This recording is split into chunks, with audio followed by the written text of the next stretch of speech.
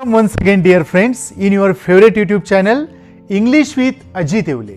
तर English grammar मध्ये आज आपण डे 23 ला बघणार आहोत how to use unable to in the given sentence. बघा तर आजचा टॉपिक आहे यूज अनेबल टू. यापूर्वी आपण पाहिला होता पहा use able to. Able to चा अर्थ आहे समर्थ असणे आणि आज जो आपण पाहणार आहोत अनेबल टू तर याचा अर्थ आहे असमर्थ असणे. मागच्या प्रकारात जे आपण केलंय त्याच्याच आधारे आपल्याला आता हा प्रकार बघायचा आहे. पहा एकदम सिंपल टॉपिक आहे. बघा कशा पद्धतीने आपल्याला वाक्यामध्ये अनेबल टू वापरता येऊ शकतो. याचं फर्स्ट एक्झाम्पल या ठिकाणी आपण पाहू. I cannot imagine it. हे गिव्हन सेंटेन्स आहे आणि आपल्याला ब्रॅकेटमध्ये इन्स्ट्रक्शन दिलेली आहे यूज अनेबल टू किंवा असंही दिलेलं असू शकतं पहा use to be unable to. तर अनेबल टू किंवा टू बी अनेबल टू एकच आहे कारण आपल्याला या अनेबल टूच्या आधी टू बीचं योग्य रूप घ्यावं लागतं. तर बघा मग आता आपल्याला वाक्यामध्ये अनेबल टू यूज करताना काय करायचं आहे पहा. त्यासाठीचे नियम या ठिकाणी आपण मेन्शन करूयात. वाक्यातील मागचा रेफरन्स या ठिकाणी आपण घेऊ शकतो तो आपल्याला उपयोगी पडेल पहा. कारण एबल टू पाहताना आपण पाहिलं होतं की दिलेल्या वाक्यात कॅन किंवा कुड यापैकी शब्द आलेला असतो तो काढून टाकतो आपण. तर या ठिकाणी अनेबल टू यूज करताना लक्षात घ्या हा जो एबलच्या आधी अन आलेला आहे ना हा अन म्हणजेच नकार आहे पहा. त्यामुळे अर्थातच तुमच्याही लक्षात आलं असेल की अनेबल टू यूज करताना दिलेल्या वाक्यात जो नॉट असतो तो देखील आपल्याला काढायचा आहे. म्हणजे या ठिकाणी नियम असा होईल पहा वाक्यातील कॅन नॉट काढून त्या जागी एम किंवा इज किंवा आर प्लस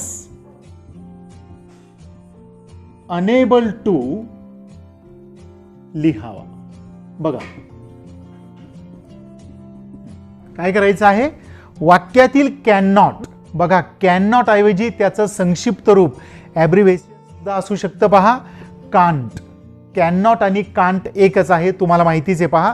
तर तो कॅन नॉट काढायचा आहे आणि त्याच्या जागी आपल्याला काय घ्यायचं आहे एम इज आर पैकी एक सहाय्यकारी क्रियापद आणि पुढे अनेबल टू एवढा चेंज करायचा आहे पहा. तर मग आता या दिलेल्या वाक्यामध्ये कॅन नॉट आहे का बघा. मग याचं उत्तर या पद्धतीने लिहिता येईल का. कारण वाक्यामध्ये कॅन नॉट किंवा कुड नॉट पैकी काही पण असू शकतं. त्यामुळे दुसरा जो टाईप आहे तो पण इथे आपण घेऊ किंवा वाक्यातील कुड नॉट काढून त्या जागी वॉज किंवा वेअर प्लस अनेबल टू लिहावा. बस एवढंच करायचं आहे. हा म्हणजेच दिलेल्या वाक्यामध्ये एकतर कॅन नॉट असणार आहे किंवा कुड नॉट असणार आहे. लक्षात घ्या कॅन नॉट जर असेल दिलेल्या वाक्यामध्ये तर तो कॅन नॉट काढायचा आहे आणि त्या जागी एम किंवा इज किंवा आर प्लस अनेबल टू घ्यायचा आहे. आणि दिलेल्या वाक्यात जर कुड नॉट असेल संक्षिप्त रूप पण असू शकतं जसं कॅन नॉट ऐवजी कांट देखील असू शकतो तसं कुड नॉटच्या जागी कुडंट सुद्धा असू शकतो पहा. म्हणजेच वाक्यातील कुड नॉट किंवा कुडंट काढून त्या जागी वॉच किंवा वेअर पैकी एक सहाय्यकारी क्रियापद आणि पुढे अनेबल टू घ्यायचं आहे. ओके बघा मग या ठिकाणी आपल्याला दिलेलं सेंटेन्स आहे आय कॅनॉट इमॅजिन इट. आपल्याला वापरायचं आहे अनेबल टू. मग या दोन्हीपैकी काय आलेलं आहे पहा वाक्यामध्ये कॅन नॉट आलंय की कुड नॉट आलेला आहे. ऑब्व्हियसली या ठिकाणी लगेच दिसतोय की कॅन नॉट आलेला आहे. मग हा कॅन नॉट काढून काढला त्या जागी घ्यायचंय हे. मग ॲमिजार पैकी काय घ्यायचंय मागच्या प्रकारातच आपण पाहिलंय की या तिन्हीपैकी काय सहाय्यकारी क्रियापद घ्यायचंय हे कॅन किंवा कुडच्या अगोदर जे या ठिकाणी आलेलं नाम किंवा सर्वनाम असेल म्हणजे जो कर्ता असेल त्या कर्त्यानुसार आपल्याला ठरवायचं आहे की यापैकी काय वापरायचं आहे. जसं आता कॅन नॉट आहे म्हणून आपल्याला ॲमिजार पैकी घ्यावं लागणार आहे आधी. मग कॅनच्या आधी आलेला आहे आय. लक्षात आलंच असेल तुमच्या की आय नंतर नेहमी एम हे सहाय्यकारी क्रियापद वापरतात. जर इथं दुसरा एखादा एकवचनी कर्ता असता, एका व्यक्तीचा बोध जर या ठिकाणी दिलेल्या नामावरून झालेला असता तर एकवचनी कर्ता असेल तर इज वापरतात आणि अनेक वचनी कर्ता असेल तर आर वापरतात. लक्षात घ्या, आय नंतर नेहमी एम वापरतात, एक वचनी कर्त्यानंतर इज आणि अनेक वचनी कर्त्यानंतर आर वापरतात. मग या ठिकाणी पहा काय आलेलं आहे आय. मग आय नंतर काय येणार? एम. करेक्ट. आणि त्यापुढे काय घ्यायचंय पहा? Unable to. मग या ठिकाणी घेतला आपण अनेबल टू. एवढा चेंज केला, कॅन नॉट काढलाय आणि त्या जागी एम अनेबल टू घेतलेला आहे. बाकीचे शब्द आहे तसेच येणार. मग काय आहे बाकीच्या मध्ये? आय आणि या पुढचे इमॅजिन इट.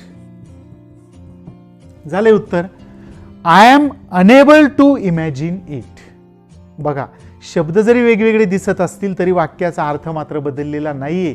तुम्हाला आठवत असेल मी सुरुवातीला सांगितलं होतं पहा, कोणत्याही ग्रामरच्या ट्रान्सफॉर्मेशन करत असताना, वाक्य रूपांतर करत असताना दोन गोष्टी आपल्याला पाळणं खूप महत्त्वाचं आहे. पहिली गोष्ट म्हणजे दिलेल्या वाक्याचा काळ बदलता कामा नये आणि दुसरी गोष्ट दिलेल्या वाक्याचा अर्थ बदलता कामा नये. ठीक आहे, इथं बघा, मग अर्थ बदललाय का? I can not imagine it. मी त्याची कल्पना करू शकत नाही. I am unable to imagine it. मी त्याची कल्पना करण्यास असमर्थ आहे. बघा, अर्थ बदलतोय का? कल्पना करण्यास असमर्थ आहे म्हणजेच कल्पना करू शकत नाही. अर्थ बदललेला नाही. समजलंय? सेकंड एक्झाम्पल या ठिकाणी आता पहा.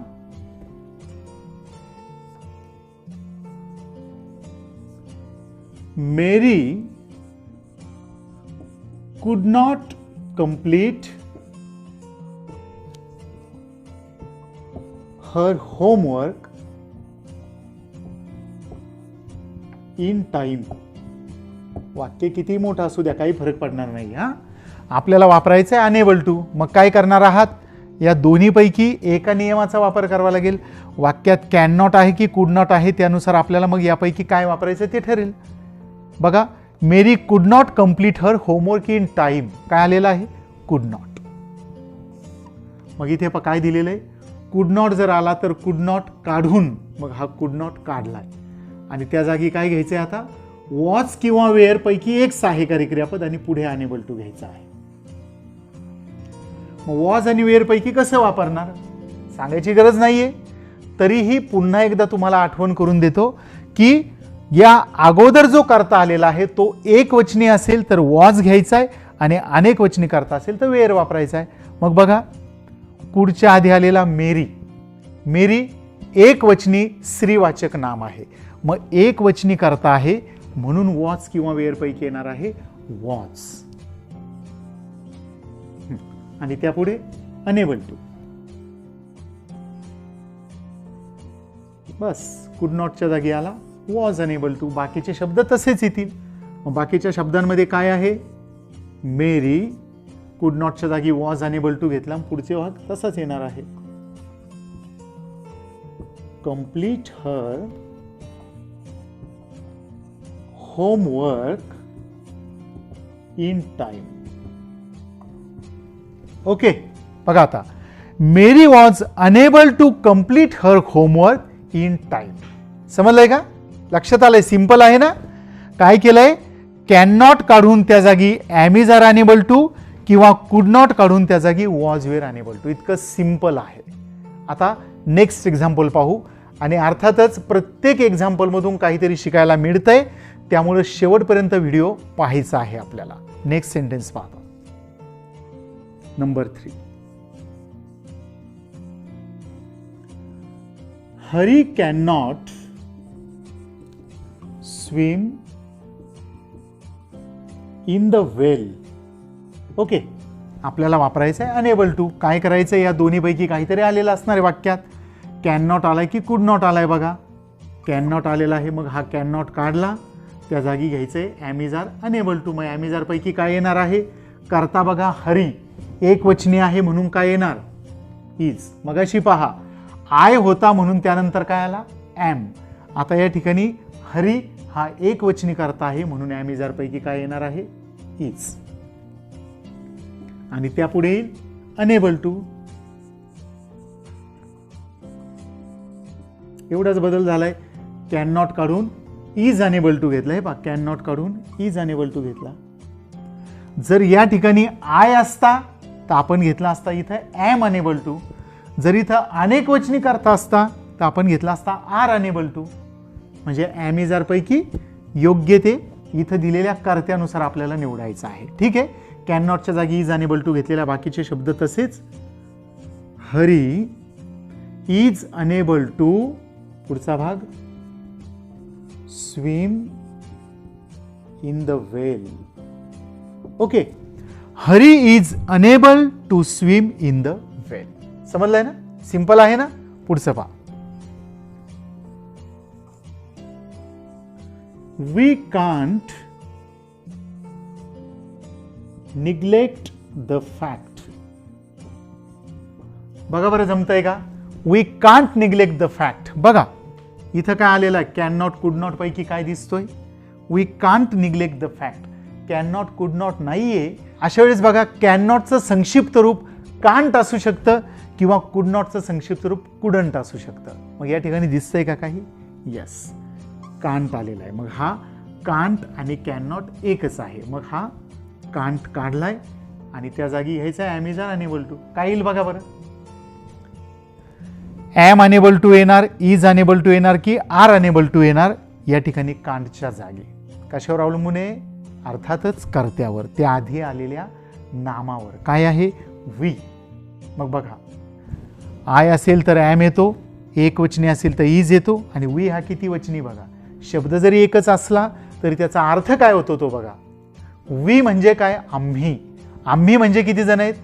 ऑब्व्हियसली अनेक जण आहेत. म्हणजे हा कर्ता अनेक वचनी आहे, आणि अनेक वचनी आहे म्हणून काय येणार आहे? आर. ओके. आणि पुढे येईल अनेबल टू. कांटच्या जागी आला आर अनेबल टू. बाकीचे शब्द तसेच येतील. बघा बरं वाचून. We are unable to neglect the fact.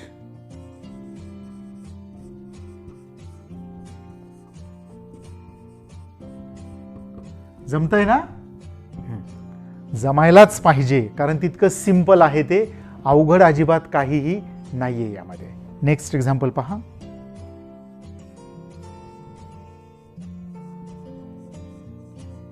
The villagers cannot read the postcard. Okay. बघा, just try. The villagers cannot read the postcard. वाक्यात कॅन नॉट आलाय की कुड नॉट आलाय? दिसतोय लगेच कॅन नॉट आलेला आहे. काढून टाकला आणि त्या जागी आता am is are unable to काय घ्यायचंय त्यापैकी ते बघा. करता आहे द व्हिलेजर्स, अनेक वचने आहे ना, म्हणून येणार आहे आर. आणि त्याच्या पुढे अनेबल टू. कॅन नॉटच्या जागी आला आर अनेबल टू. बाकीचे शब्द तसेच येणार. उत्तर काय होईल मग? The villagers are unable to read the post card. पुढचे ही एक्झाम्पल बघा बरं का, अजून पाहिजे आहेत आपल्याला. The villagers are unable to read the post card. Okay. आता फक्त 2 एक्झाम्पल पाहिजे आहेत. तत्पूर्वी पुन्हा एकदा बघून घ्या. Can not, can't, can not जो काय वाक्यात आलेला आहे तो काढून त्या जागी आपण एम इज आर पैकी एक सहाय्यकारी क्रियापद आणि पुढे अनेबल टू घेतलेला आहे. आता लास्ट 2 एक्झाम्पल्स या ठिकाणी आपण पाहणार आहोत. बघा, नियम इथे दिले, त्यांचाच उपयोग आपल्याला करायचा आहे.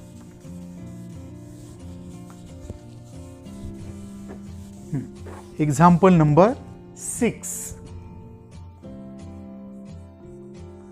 The boy could not get down from the bicycle. Okay. काय होईल? कॅन नॉट, कुड नॉट पैकी काय आलेला आहे? कुड नॉट. काढून टाकला, काढायचाच आहे ना. आणि त्या जागी घ्यायचे was were unable to. Was were एकवचनी कर्त्यासाठी वॉज, अनेकवचनीसाठी वेअर, दोन्हींचाही अर्थ सेम आहे. होता, होती, होते, होतो. जसं वर आपण पाहिलं की एम, इज, आर तिन्हींचाही अर्थ सेम आहे. काय आहे असा अर्थ आहे या तिन्हींचा. पण तिन्हीपैकी कोणतंही कुठेही वापरू शकत नाही.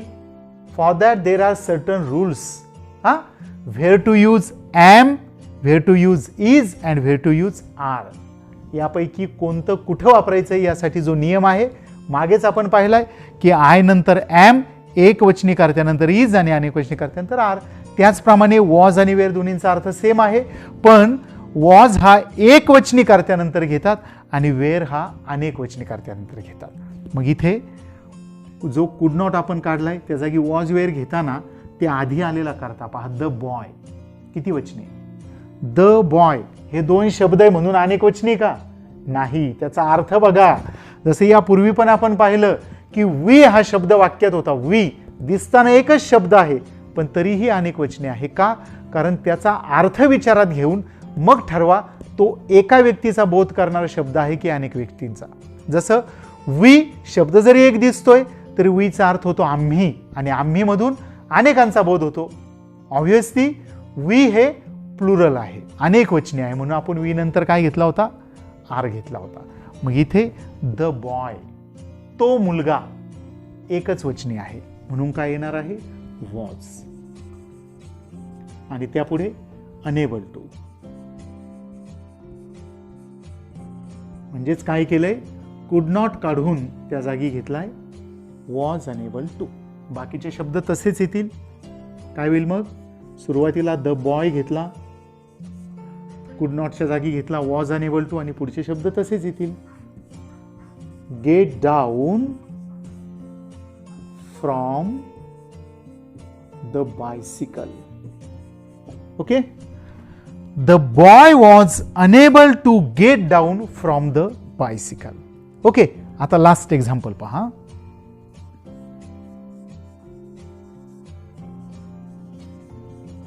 दे कुडंट सी. मी मगाशीच म्हटलं वाक्य कितीही लेंग्दी असू, किती मोठा असू द्या, because it was dark. They couldn't see because it was dark. Instruction आपल्याला दिलेली आहे या ठिकाणी यूज अनेबल टू किंवा use to be unable to. काय करायचंय?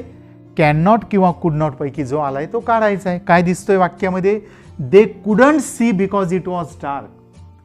कॅन नॉट, कुड नॉट नाहीये, पण कुडंट आलेला आहे. आणि तुम्हाला माहितीच आहे की कुडंट हे कुड नॉटचं संक्षिप्त रूप आहे. म्हणजेच कुड नॉट आणि कुडंट एकच आहे. मग जसं कुड नॉट काढतो तसा इथे कुडंट काढायचा आहे. आणि त्या जागी घ्या वॉज किंवा were unable to. Was were पैकी काय घेणार? करता आहे दे. किती वचने आहे? बरोबर आहे, कारण दे या शब्दातून अनेकांचा बोध होतो ना. दे म्हणजे काय? ते, अनेक जण. मग अनेक वचने आहे म्हणून आपण घेणार आहोत वॉज किंवा वेअर पैकी वेअर, आणि त्यानंतर घ्यायचं आहे अनेबल टू. ओके. कुडंटच्या जागी आला वेअर अनेबल टू. बाकीचे शब्द तसेच येतील. They were unable to see because it was dark. They were unable to see because it was dark. हे उत्तर झालेलं आहे. बघा, कोणत्याही प्रकारचं उत्तर लिहिताना आहे ना आपल्याला अर्थ मेंटेन ठेवणं आणि त्याचा काळ मेंटेन ठेवणं खूप गरजेचं आहे. अशा पद्धतीने आपण अतिशय सहजपणे दिलेल्या वाक्यात अनेबल टू यूज करू शकतो. यासाठी काय केलेलं आहे? वाक्यातील कॅन नॉट काढून त्या जागी am, is, are plus unable to घेतलाय, किंवा वाक्यातील कुड नॉट काढून त्या जागी वॉज वेअर अनेबल टू घेतलेला आहे. ठीक आहे. याचबरोबर इंग्लिश ग्रामर सेशनमधील आपला डे 23चा हा जो टॉपिक होता हा या ठिकाणी कंप्लीट होता. हे अतिशय सोपा प्रकार होता. अर्थातच तुम्हाला अगदी व्यवस्थित कळालेला असेल. गरज वाटली तर पुन्हा एकदा तुम्ही रिपीट करून पाहू शकता. आणि उद्या पुन्हा आपण नवीन टॉपिकसह पुन्हा भेटूया. Okay. Have a nice day.